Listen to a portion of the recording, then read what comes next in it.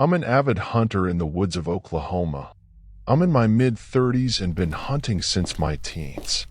With so many friends and nothing to do, I explore the woods on my spare time. Heavener, Oklahoma is full of intact forest. You could say, when I do hunt, I'm in the middle of nowhere. My buddies and I joke about stupid people and their belief of the so-called supernatural. What a waste of time, I tell myself when I hear these stories. We would make fun and joke when someone brings up the topic of ghost. My favorite phrase goes a little like this: if I see a pretty ghost, I would catch her and rape her. Let's see how scary that is to them. We'd shut them believers and go on blabbering about the fake news. Being like this, some of my buddies dare not to tell us about their so-called encounters with ghosts. I soon changed my mind after a whole year of being with a ghost. It all started after a long day of hunting and drinking. My two buddies and I decided to go hunting with some liquor bottles stuffed in our backpacks. We didn't do much hunting that day. It turned to a bullet crime scene. We did shoot. We shot trees and stumps. Our drunk ass shot at random trees to kill time. When I finally realized the time was 1 in the afternoon, I suggested we should go home because we were going to get too drunk to be driving. I told them it's time for us to go back to the car. Walking back, I notice a graveyard beside the path that we took. I've been here multiple times. Not once I have seen this graveyard. I thought to myself, damn, I'm pretty wasted. Not thinking much, I kept my pace towards the truck. We got to the truck and my buddy Elmer started the engine. I opened the back door of his truck and threw myself on the seat. Elmer, who's the driver, turns his head toward me. With a little giggle, he said he was going to take a nap first. That fool pulled the seat back and knocked out cold in seconds. My other buddy Leo did the same thing. Seeing them resting, I decided to close my eyes. I woke up from my nap and looked at my phone. It was 3 p.m. I had to take a major leak, so I got out of the car and walked to the corner of a tree about 10 feet away from the car. While I was peeing, I glanced up and saw a beautiful blonde lady walking by the woods. She didn't seem to notice me. I yelled at her, "Hey girl, what's your name?" She turned around, saw me, and walked towards me. She had stunning blue eyes and lips like an angel. She was perfect for me. We talked and exchanged numbers. Her name was Liz. She said she lived nearby, so I told her if she doesn't mind, can I drop by sometimes? She agreed, and with a smile bigger than Mount Everest, I went back into the car. She walked back to the trail that we took and disappeared. At the time, I didn't even think about why would a woman be walking this hunting trail in the middle of nowhere. A few minutes after I shut the door, Elmer got up and started the car. Damn dude, I just had a craziest dream. I dreamed that a pretty blonde was about to take me to her place, but you woke me up with the loud-ass door slamming. I figured he saw Liz and I talking, so I smacked him in the head. Elmer and Leo laughed, and we went on our ways home. That night when I got home, I called Liz. She didn't pick up the first time and the phone went straight to voicemail. My phone ranged right after I hung up. It was Liz. We had a great conversation that night, like every night after that we talked, and it was going great. She said her phone's been acting up lately, and that's why she would miss my calls or go to voicemail. Soon enough, the phone calls came from her instead of me. About a month from chit-chatting, we decided to meet up back at the hunting trail since she said it was close by her house, and if she gave me directions to her house, it might take me to a wrong address. The day I went to meet Liz, she greeted me with a smile at the beginning of the trail. She got in the car and we sped off to her house. It didn't take long though, because the drive was literally 5 minutes from where I picked her up. We made love that night. We made love lots of nights. I fell in love with her. All I wanted to do was see her. I would go to her house at random hours of the night.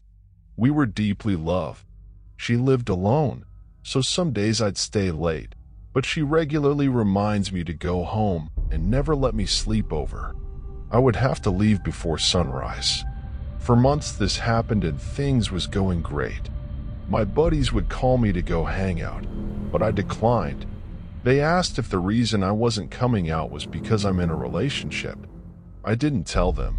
Knowing how they are, they would make dumb remarks, so I kept quiet. It's been almost a year and hunting season is about to start. Out of the blue, Elmer dropped by to see me. It's been a minute. I smirked at him. He stared at me up and down and said, "Are you okay?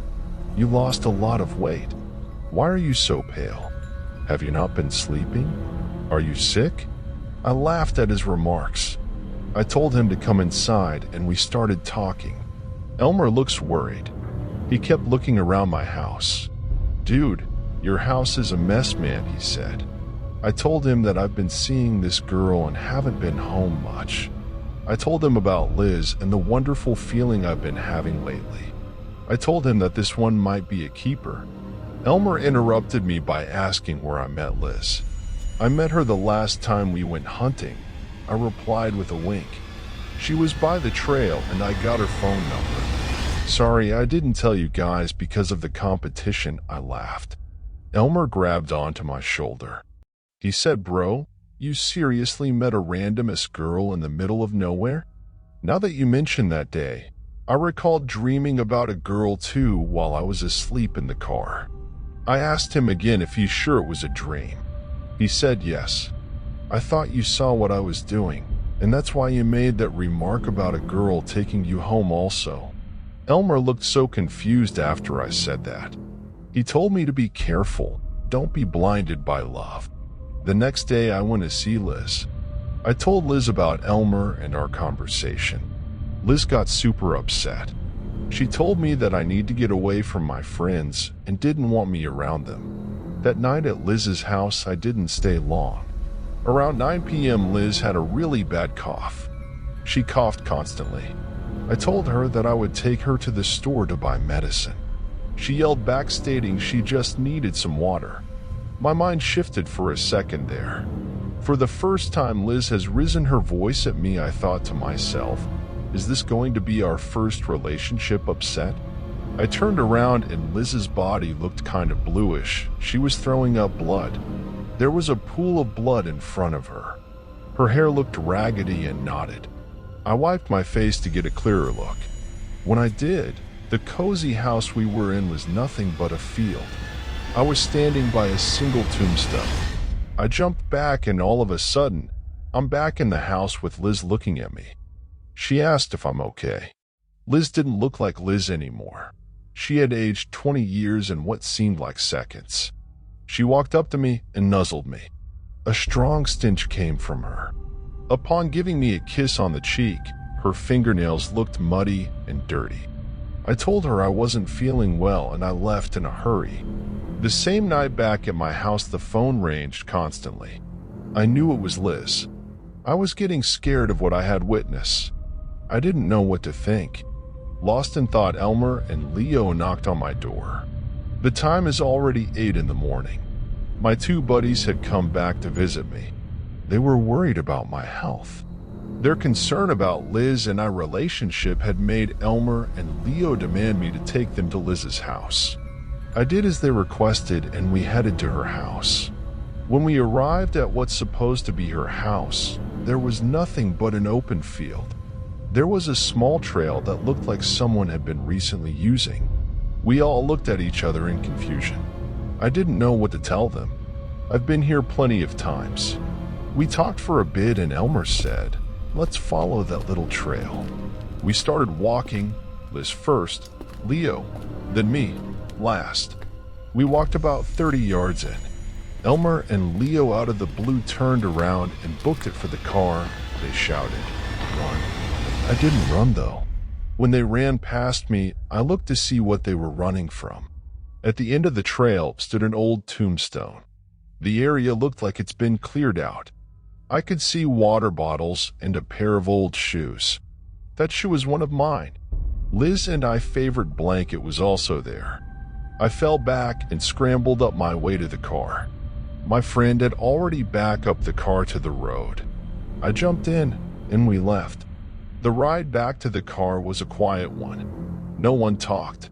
When they were about to drop me off, I told them that I wanted them to sleep over. At 9 p.m. my phone rang. The last 4 digits showed 9. I knew this number quite well. I threw the phone on the floor. My 2 friends and I started hysterically talking amongst each other.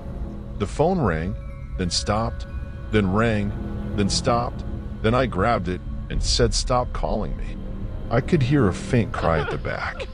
This frightened me so bad I threw the phone on the floor. It's been almost a year since the day I found out that the Liz I was sleeping with wasn't your typical woman.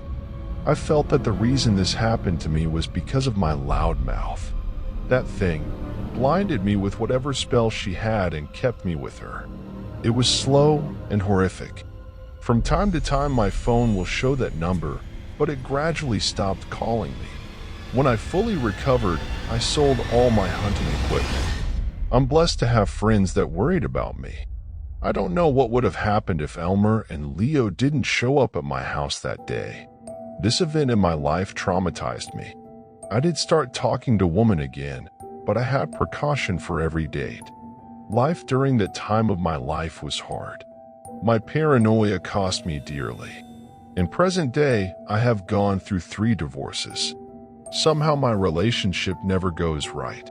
I still live alone and don't have any relationships with my children. Karma finally caught up to me. If you enjoy these true scary stories, don't forget to press the like button and subscribe. As always, stay shivering.